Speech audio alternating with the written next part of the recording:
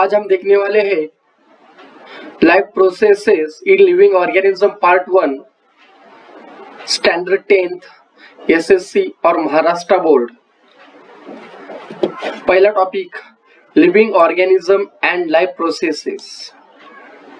तो बच्चों क्या रहता है, various organ systems are continuously performing their function in the human body. हमारी जो बॉडी रहती है, हमारी बॉडी में different types of organ system रहते हैं। वो क्या करते हैं, वो अपना फंक्शन अलग परफॉर्म करते रहते हैं। ऐसे कौन से सिस्टम है, तो digestive system, respiratory system, circulatory, excretory, control system, different external and internal organs हमने स्टैंडर्ड 9th में पढ़ा है। और क्या करते हैं, जो अपने फंक्शन रहते हैं वो फंक्शन परफॉर्म करते वक्त तो इंडिपेंडेंटली अपने फंक्शन परफॉर्म करते हैं through a complete coordination. This overall system is in action in more or less way in all the organism. ये जो सिस्टम रहती है ओवरऑल सिस्टम, उसके जो फंक्शन रहते हैं, किसी ऑर्गेनिज्म में ज्यादा फंक्शन रहते हैं तो किसी ऑर्गेनिज्म में कम फंक्शन रहते हैं। उनका फंक्शन कम और ज्यादा रह सकता है। तो उसके लिए क्या रिक्वायरमेंट है, तो उसके लिए वो energy is very important. Continuous source of energy is very important. तो एनर्जी कहाँ से मिलती है, तो एनर्जी मिलती है कार्बोहाइड्रेट से, फैट, लिपिड्स। वो कार्बोहाइड्रेट, फैट, लिपिड्स जो रहते हैं वो रहते हैं main source of the energy. और इनको हार्वेस्ट कौन करता है, उन्हें डाइजेस्ट कौन करता है, तो उन्हें डाइजेस्ट करते हैं माइटोकॉन्ड्रिया। और माइटोकॉन्ड्रिया कहाँ पे रहते हैं, तो वो माइटोकॉन्ड्रिया रहते हैं सेल्स में। ईच एंड एवरी सेल्स में वो माइटोकॉन्ड्रिया रहती है। सेल से टिश्यू बनते हैं, टिश्यू से ऑर्गन्स बनते हैं। तो ईच एंड एवरी टिश्यू में क्या रहते हैं, माइटोकॉन्ड्रिया। और माइटोकॉन्ड्रिया क्या करते हैं, कार्बोहाइड्रेट, फैट और लिपिड्स इनको डाइजेस्ट करने का काम करते हैं। It is not like that only food stuff is sufficient for production। बच्चों only food stuff energy production के लिए इंपॉर्टेंट नहीं, उसके साथ हमें ऑक्सीजन ही रिक्वायर रहता है एनर्जी प्रोडक्शन के लिए। All this food stuffs and oxygen are transferred up to the cell. हमने क्या बोला कि सेल के अंदर क्या रहते हैं, माइटोकॉन्ड्रिया। माइटोकॉन्ड्रिया क्या करते हैं, उनको हार्वेस्ट करते हैं। तो जो फूड स्टफ और ऑक्सीजन रहते हैं वो सर्कुलेटरी सिस्टम के थ्रू, ध्यान में रखिए बच्चों, सर्कुलेटरी सिस्टम के थ्रू कहां तक जाते हो, अप टू द सेल की तरफ प्रोवाइड किए रहते हैं। बाद में beside it is coordinated by the control system of the body. Each life process contributes in its own way in the process of energy production. Functioning of all these life processes also require the energy. हमने जो बोला कि हमारे जो body में organs रहते हैं, different system रहती है, और वो क्या करते हैं, एनर्जी प्रोडक्शन के लिए वो अपना खुद का कंट्रीब्यूशन देते हैं। तो उनके लिए ईच एंड एवरी ऑर्गन के लिए क्या आवश्यकता रहती है बच्चों, एनर्जी की आवश्यकता रहती है। Human and other animal consume the fruits and vegetables. और जो प्लांट्स रहते हैं, प्लांट्स क्या रहते हैं बच्चों, एटोट्रोप्स रहते हैं, यानी वो खुद का फूड खुद तैयार कर सकते हैं। By which process, photosynthesis process. They prepare their own food, they utilise some of food for themselves, whereas remaining is stored in the various parts like fruits, leaves, stem, roots। वो जो food तैयार करते हैं photosynthesis process से, requirement अनुसार वो क्या करते हैं, उस फूड का यूज करते, उसका यूटिलाइज करते हैं। और जो रिमेनिंग फूड रहता है वो रिमेनिंग फूड कहाँ पे स्टोर करते हैं बच्चों, various parts of the plants like what, fruits में, लीव्स में, स्टेम में और रूट्स में। We consume all this various plant materials and obtain different nutrients. अब हम क्या करते हैं, फ्रूट, लीव्स, स्टेम, रूट्स जो कि हमें कहां से मिलते हैं, प्लांट से, हम उन्हें क्या करते हैं, कंज्यूम करते हैं, डाइजेस्ट करते हैं। उनसे हमें क्या मिलता है, हमें मिलता है डिफरेंट न्यूट्रिएंट्स। कौन से nutrients, carbohydrates, fats, proteins, vitamins, minerals. तो बाद में कार्बोहाइड्रेट की जो सोर्स है वो कौन से सोर्स है? तो कार्बोहाइड्रेट के डिफरेंट जो सोर्स है उसमें आता है मिल्क है, फ्रूट, जैगरी, जैगरी बोले तो गुड़, cane sugar, vegetables, potatoes, sweet meats, cereals. कौन से सीरियल्स? व्हीट, मेज, रागी, ज्वार, मिलेट, राइस, ऐसे। तो हमें कितनी एनर्जी मिलती है? हमें कार्बोहाइड्रेट से 1 ग्राम ऑफ कार्बोहाइड्रेट से हमें 4 किलो कैलोरी इतनी एनर्जी मिलती है। लिसन केयरफुली, हमें 1 ग्राम ऑफ कार्बोहाइड्रेट से कितनी एनर्जी मिलती है? 4 किलो कैलोरी इतनी एनर्जी मिलती है। 1 calorie is equal to how many? 10⁻³ means यहाँ पे क्या है? 4K कैलोरी जो है यहाँ पे देखो 4K कैलोरी, 4K कैलोरी। ये जो 4K कैलोरी है, 4K कैलोरी, K का मतलब रहता है 1000 बच्चों। K का मतलब क्या रहता है? 1000। तो यहाँ पे कितनी कैलोरी है? 4000 कैलोरी। Got it? आगे देखते हैं। Living organism and energy production. Living organism and energy production. Living organism में जो रेस्पिरेशन रहता है, रेस्पिरेशन वो 2 लेवल पे ऑकर होता है, 2 लेवल पे। Got it? एक रहता है बॉडी लेवल का रेस्पिरेशन और दूसरा रहता है सेलुलर लेवल का रेस्पिरेशन। जो बॉडी लेवल का रेस्पिरेशन होता है उसमें क्या रहता है? देखो, oxygen and carbon dioxide are exchanged between the body and the surrounding. जो बॉडी लेवल का ऑक्सीजन रहता है, जो कि हम श्वास लेते हैं, बाहर छोड़ते हैं, तो वो कौन सा लेवल का रहता है? वो रहता है बॉडी लेवल का। इसमें क्या होता है बच्चों? हम इनहेल अंदर क्या लेते हैं? ऑक्सीजन, और एक्सहेल क्या करते हैं? Carbon dioxide. Oxygen and carbon dioxide are exchanged between the body and the surrounding. इसे क्या बोलते हैं? Body level respiration. और जो दूसरा रहता है वो सेलुलर लेवल रेस्पिरेशन। उसमें क्या होता है? जो फूड स्टफ रहते हैं वो ऑक्सीडाइज होते हैं। किसकी मदद से ऑक्सीडाइज होते हैं? विथ ऑक्सीजन और विदाउट हेल्प ऑफ ऑक्सीजन। मतलब जो फूड का ऑक्सीडाइजेशन होता है विद इन द बॉडी, उन्हें हम क्या बोल सकते हैं बच्चों? उसे बोलते हैं सेलुलर लेवल रेस्पिरेशन। यहाँ पे देखो, how many atom of the C, H and O are respectively present in the molecule of the glucose? It is a very simple question. Now carbon के कितने रहते बेटा? 6, हाइड्रोजन के 12 और ऑक्सीजन के कितने रहते बच्चों? 6 रहते हैं। बाद में देखिए, carbohydrates of the food that we consume every day are mainly utilized for the production of the energy required for the daily need। जो हम कार्बोहाइड्रेट का डेली सेवन करते हैं, किसके लिए करते हैं? हमें डेली क्या करना पड़ता है? बॉडी को फंक्शन करने के लिए, वर्क परफॉर्म करने के लिए एनर्जी प्रोड्यूस करनी पड़ती है। सो एनर्जी प्रोडक्शन के लिए हम क्या करते हैं? कंटिन्यूसली कार्बोहाइड्रेट का सेवन करते हैं, और जो हमें एनर्जी मिलती है कार्बोहाइड्रेट से वो हम क्या करते हैं? वो एनर्जी हम एटीपी के फॉर्म में अपने बॉडी में स्टोर करते हैं। तो एटीपी बोले तो क्या रहता है? देखो, एटीपी 1 मिनट, एडिनोसिन ट्राइफॉस्फेट। क्या रहता है बच्चों? Adenosine triphosphate. उस पर्पस के लिए क्या होता है? देखो, ग्लूकोज। ग्लूकोज क्या है? A type of the carbohydrates. Listen, glucose is a what? Type of the carbohydrate. Listen, glucose is a type of carbohydrate, sorry, glucose is a type of carbohydrates. वो क्या होता है? ग्लूकोज बाद में oxidise होता है। What oxidise? कैसे? Step by step. किधर? In the cell. सेल के अंदर क्या होता है? जो glucose which is a type of the carbohydrate, वो क्या होता है? ऑक्सीडाइज। ऑक्सीडाइज होना मतलब क्या होता है? वो कौन से टाइप का रेस्पिरेशन आया बच्चों? वो आया सेलुलर रेस्पिरेशन। और जो cellular respiration occurs among the living organisms by 2 methods। और जो सेलुलर रेस्पिरेशन रहते हैं उसके 2 मेथड रहते हैं। एक रहता है एरोबिक रेस्पिरेशन और दूसरा रहता है अनएरोबिक रेस्पिरेशन। एरोबिक रेस्पिरेशन बोले तो क्या?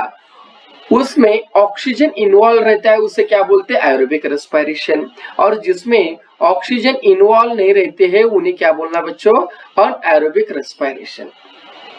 एरोबिक रेस्पिरेशन में क्या होता है, ग्लूकोज कंप्लीटली ऑक्सीडाइज होता है और हमें नियरली 38 एटीपी मोलिकुल्स मिलते हैं, nearly approximately I don't know but 38 ATP molecules मिलते हैं। और अनएरोबिक रेस्पिरेशन में जो ऑक्सीडेशन होता है और जो ग्लूकोज मोलिकुल ऑक्सीडाइज होते हैं वो कंप्लीटली ऑक्सीडाइज नहीं होते बच्चों। तो देखो अब हमें क्या देखना है, एरोबिक रेस्पिरेशन में जो ग्लूकोज का ऑक्सीडेशन होता है वो कितने स्टेप में होता है, वो होता है 3 स्टेप में बच्चों। हाउ मेनी स्टेप में, 3 स्टेप में उसका ऑक्सीडाइजेशन होता है।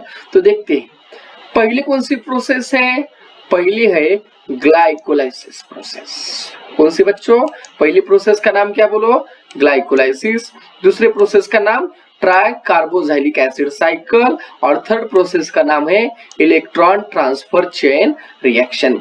ग्लाइकोलाइसिस में क्या होता है, the process of the glycolysis occurs in the cytoplasm. ये जो ग्लाइकोलाइसिस की प्रोसेस है वो कहाँ पे ऑकर होती है, साइटोप्लाज्म में। और molecule of glucose is oxidised step by step in this process. और इस प्रोसेस में क्या होता है, जो ग्लूकोज के मोलिक्यूल रहते हैं वो क्या होते हैं, स्टेप बाय स्टेप ऑक्सीडाइज हो जाते हैं। और उनसे हमें क्या मिलता है, देखो बच्चों 2 मोलिक्यूल मिलते हैं हमें पायरुविक एसिड के, किसके, पायरुविक एसिड के। 2 मोलिक्यूल मिलते हैं हमें एटीपी के और 2 मोलिक्यूल मिलते हैं हमें NADH2 से। और बाद में क्या मिलता है, water molecules are also formed. तो देखिए molecules of the pyruvic acid formed in this process are converted into molecule of the acetyl coenzyme. तो बाद में क्या होता है, जो पायरुविक एसिड के मोलिक्यूल्स रहते हैं वो क्या होते हैं, तो एसिटिल कोएंजाइम ए मोलिक्यूल में क्या होता है, उनका कन्वर्सेशन होता है और वो कन्वर्ट हो जाते हैं। उसके बाद क्या होता है, उसके बाद हमें 2 molecules of NADH2 and 2 molecules of the carbon dioxide इस प्रोसेस में रिलीज हो जाते हैं। कौन से molecule, 2 molecules of the NADH2 and the 2 molecules of the carbon dioxide are released during this process। Second process कौन सी है, सेकंड प्रोसेस है ट्राई कार्बोक्सिलिक एसिड साइकिल। जो हमें मॉलिक्यूल ऑफ एसिटिल को एंजाइम ए और एसिटिल कोए जो रहते हैं बोथ मॉलिक्यूल्स जो हमें इस प्रोडक्शन इस प्रोसेस में मिले थे वो किधर जाते हैं, वो जाते हैं माइटोकॉन्ड्रिया में इंटर करते हैं। और बाद में क्या होता है, जो both molecules of the acetyl कोए जो रहते हैं, हमने बोला कि माइटोकॉन्ड्रिया में इंटर होते हैं, बाद में साइक्लिक चेन ऑफ रिएक्शन चालू होती है, उसे क्या बोलते हैं, ट्राई कार्बोक्सिलिक एसिड साइकिल। क्या बोलते हैं, try carboxylic acid cycle is operated on it. और जो प्रोसेस है ट्राई कार्बोक्सिलिक एसिड साइकिल और chain cyclic chain of reaction वो किस पे ऑपरेट होते हैं, वो ऑपरेट होते हैं एसिटिल कोएंजाइम ए पे। और ये जो प्रोसेस रहती है वो किधर होती है, इन द माइटोकॉन्ड्रिया। बाद में जो एसिटिल कोएंजाइम ए का जो एसिटिल पार्ट है, एसिटिल पार्ट वो क्या होता है, कंप्लीटली ऑक्सीडाइज होता है साइक्लिकल प्रोसेस से। और उनके बाद हमें मिलता है carbon dioxide, water molecules, NADH2, FADH2 हमें उसे डिराइव होते हैं और मिलते हैं। जो थर्ड प्रोसेस है उनका नाम है इलेक्ट्रॉन ट्रांसफर चेन रिएक्शन। इसमें क्या होता है, हमें molecule of NADH2 and FADH2 formed during all above process। हमें लास्ट में क्या मिला था, NADH2 और FADH2 मिला था। बाद में एक पार्टिसिपेट किधर करते हैं, लिसन, जो NADH2 और FADH2 हम मोलिक्यूल हमें अब प्रोसेस में मिले थे वो क्या होता है, वो पार्टिसिपेट करते हैं इलेक्ट्रॉन ट्रांसफर चेन रिएक्शन में। उसकी वजह से क्या होता है, due to this 3 molecules of ATP are obtained from the each NADH2। हमें क्या मिलता है, ATP से हमें 3 मोलिक्यूल मिलते हैं हमें ATP के, किससे, NADH2 से। हमें 2 मॉलिक्यूल मिलते एटीपी की, ATP means what, adenosine triphosphate, जो कि एनर्जी मॉलिक्यूल से 2 मॉलिक्यूल मिले हमें FADH2 से। Beside ATP water molecules are also formed in this reaction. और क्या होता है, हमें 3 मॉलिक्यूल एटीपी के मिले, 2 मॉलिक्यूल एटीपी के मिले, और इस रिएक्शन में वाटर मॉलिक्यूल आल्सो प्रोड्यूस होते हैं। इलेक्ट्रॉन ट्रांसफर चेन रिएक्शन जो रहती है, हमने अभी बोला, वो कहाँ पे ऑपरेट होती है? वो ऑपरेट होती है माइटोकॉन्ड्रिया के अंदर।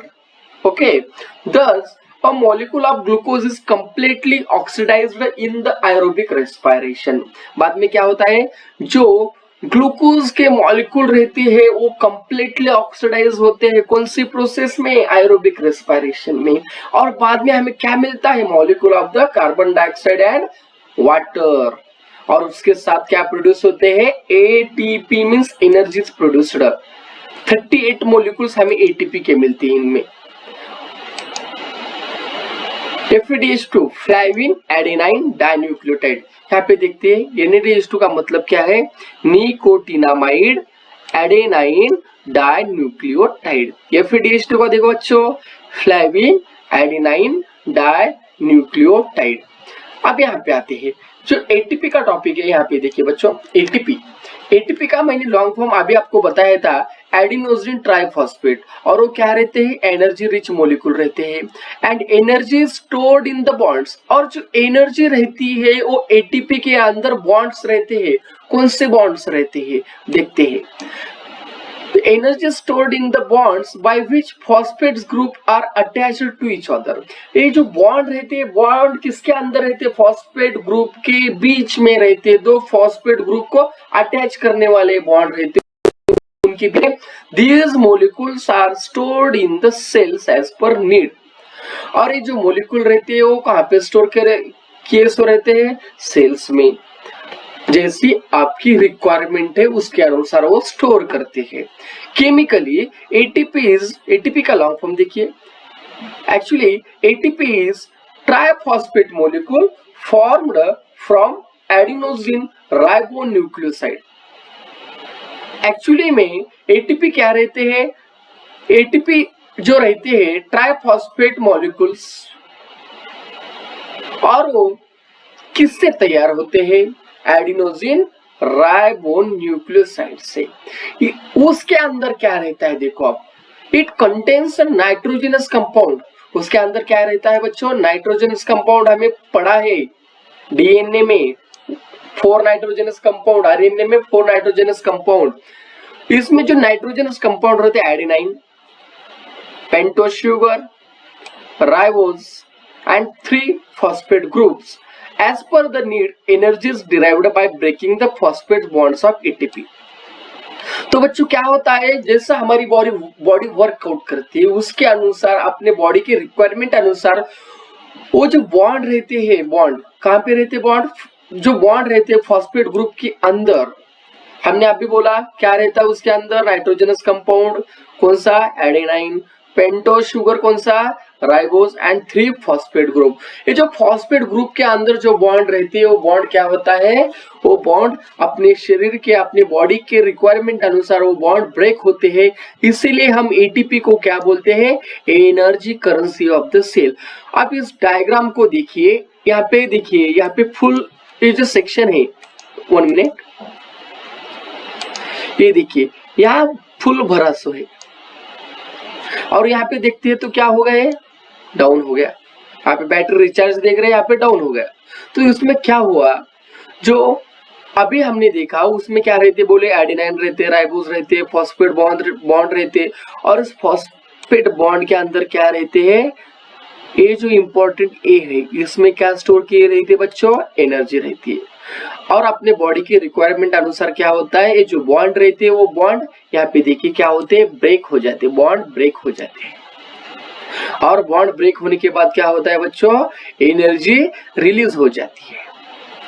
If there is insufficient amount of carbohydrate in body due to exceptional condition like fasting and hunger, समझिए कि हमारे बॉडी में जो कार्बोहाइड्रेट्स का अमाउंट है, जो प्रमाण है, वो एक्सेप्शनल कंडीशंस में, जैसे कि फास्टिंग, हम उपवास रखते हैं, या भूखमरी के समय, उस समय क्या होता है? जो हमारे बॉडी में लिपिड्स रहते हैं, प्रोटीन्स रहते हैं, उनका यूटिलाइज और उनका जो यूज रहता है, उनका यूज अपनी बॉडी किसके लिए करती है, एनर्जी प्रोडक्शन के लिए करती है।